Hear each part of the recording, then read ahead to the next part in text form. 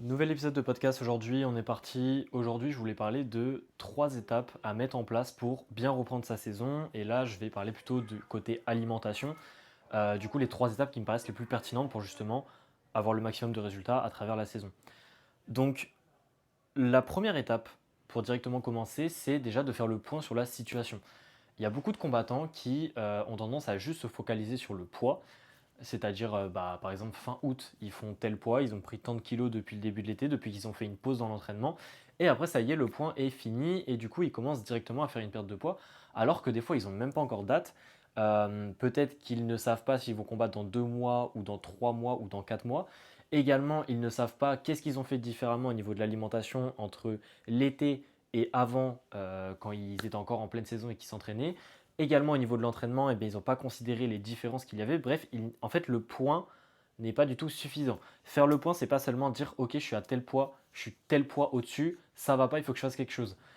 Faire le point, c'est oui, regarder le poids, regarder effectivement combien de kilos tu as pris, peut-être combien de kilos tu as perdu, peut-être combien de kilos, est-ce que tu as stagné au niveau du poids.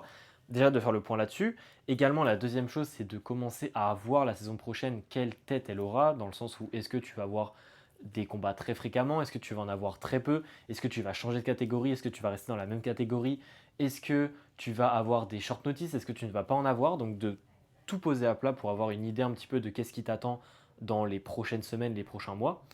Et puis également, autre chose qui est important, c'est de considérer en fait les changements qu'il y a eu entre le moment où tu t'entraînais, où tu étais encore en saison et que tu étais à fond dedans, et le moment où du coup tu étais en pause, tu étais peut-être, alors peut-être que tu continuais à t'entraîner, mais en tout cas tu étais plus en vacances, etc. Qu'est-ce qu'il y avait comme différence? Est-ce que tu marchais autant, donc au niveau des pas?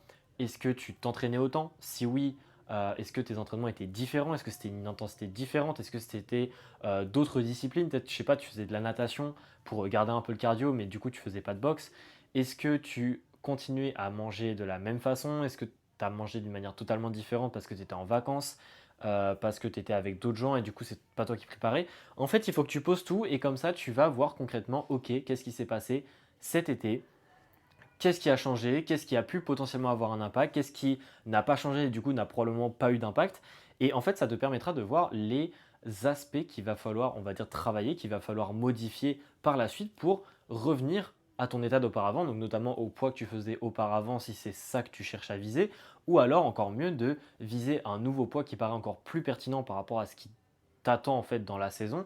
Donc ça, c'est vraiment la première étape. Alors c'est une étape qui paraît assez floue dit comme ça, j'essaie de lister quand même les principaux points à considérer, mais évidemment chaque personne est différente, ça dépend si ta pause a duré que 1 mois, si tu n'as pas du tout fait de pause, si tu as fait une pause de 3 mois, ça dépend de beaucoup de choses. Et par exemple, j'ai parlé avec certains combattants sur Instagram récemment, il y en a pas mal qui vont changer de catégorie, et ça forcément ça change énormément la manière dont tu vas interpréter les choses.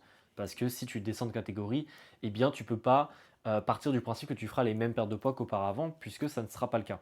Donc ça, c'est la première étape. La première étape, généralement, les gens la font, mais à moitié. Et encore à moitié, je suis gentil. Généralement, c'est vraiment voir le poids, panique, action immédiate.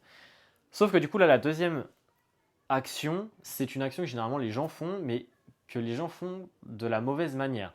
La deuxième étape, c'est de tout simplement adapter ton alimentation par rapport à ta charge d'entraînement de reprise. C'est-à-dire que si tu reprends le club début septembre, comme la majorité des gens, eh bien, avec ta charge d'entraînement que tu vas avoir en septembre, l'idée c'est d'avoir une alimentation qui va correspondre à cette charge d'entraînement et du coup de réadapter ton alimentation pour que tu puisses à la fois garder l'énergie aux entraînements, également pour que tu puisses fit ton objectif de poids. Par exemple, si tu as pris pas mal de poids, eh bien faire en sorte de perdre un petit peu de poids progressivement, mais de quand même rester performant à l'entraînement, donc d'avoir des glucides notamment autour de l'entraînement. Bref, il faut vraiment adapter l'alimentation par rapport à ta charge d'entraînement, par rapport à ton nouveau planning qui n'est probablement plus le même que celui que tu avais durant l'été.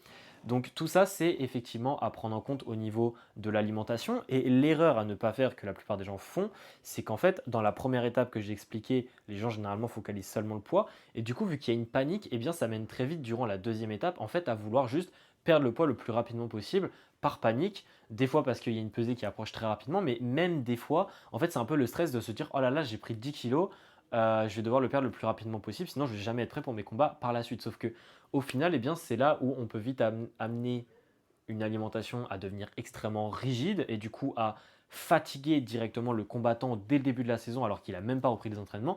Et c'est là où ça va généralement impliquer une saison compliquée. Puisqu'il faut aussi comprendre que psychologiquement, si ta saison tu la commences et tu es déjà dans le dur, psychologiquement, physiquement, nerveusement, eh bien ça risque d'être une saison qui va être plus compliquée.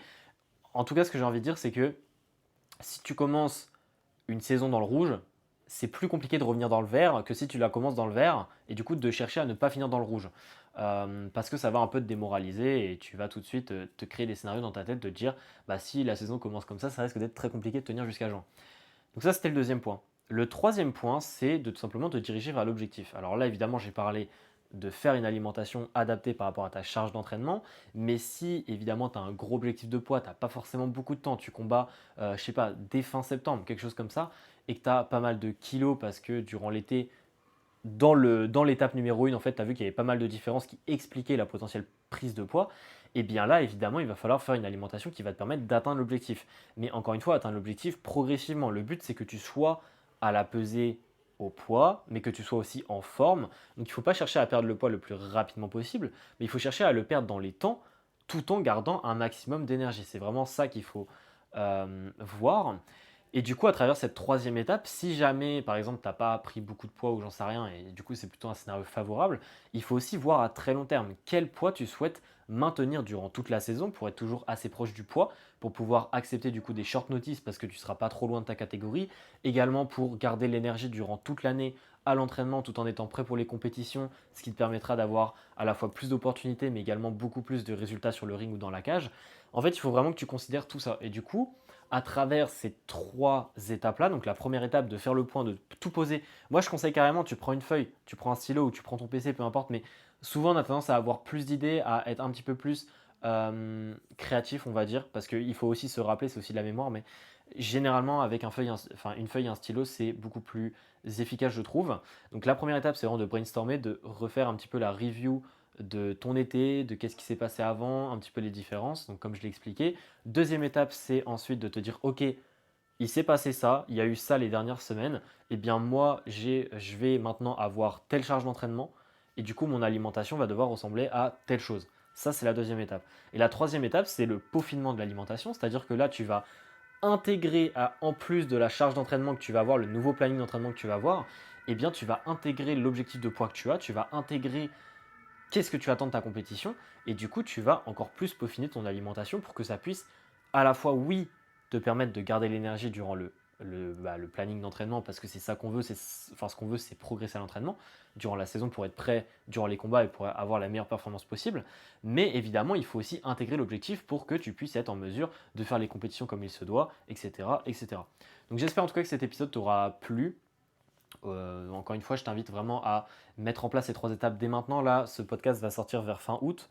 La plupart des personnes vont reprendre dans les 2 prochaines semaines le planning d'entraînement, on va dire, de l'année dans leur club. Donc vraiment, mets les choses en place dès maintenant. Et si évidemment tu as des questions et que tu souhaites peut-être être accompagné pour ta saison justement pour faire le poids, pour avoir le plus d'énergie possible durant tes combats et remporter le maximum de titres, eh bien n'hésite pas à m'envoyer un message sur Instagram, c'est Raphaël Mini. Et puis on va en discuter ensemble, comme ça je te dis qu'est-ce que je pense de ta situation, comment est-ce que je fonctionnerai pour te faire arriver à ton objectif, et puis on discutera de tout ça et je te dirai concrètement qu'est-ce que je peux faire pour toi. Et on se dit sinon à la prochaine.